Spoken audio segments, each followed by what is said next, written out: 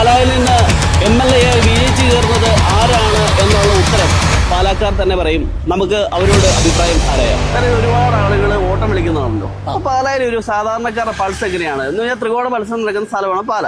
അപ്പൊ പാലായിൽ ഒരു മുൻതൂക്കം കൂടുതൽ ആർക്കാണ്? ഷോണിനാണോ, കാപ്പനാണോ, ജോസ് കെ മാണിക്കാണോ? ഷോൺ ജയിക്കട്ടെ. കേരളത്തിലെ ഒരുപാട് ആളുകൾ ചർച്ച ചെയ്യുന്ന അല്ലെങ്കിൽ മുഖ്യധാര മാധ്യമങ്ങളൊക്കെ ചർച്ച ചെയ്യുന്ന മണ്ഡലമാണ് പാല. പ്രമുഖരായിട്ടുള്ള 3 സ്ഥാനാർത്ഥികളാണ്. ഇഞ്ചോടിഞ്ച് പോരാട്ടമാണ്. പാലായിൽ ആര് ജയിക്കും? എന്താണ് അഭിപ്രായം? ആര് ജയിക്കുമെന്ന് പറയാൻ പറ്റുമല്ലോ.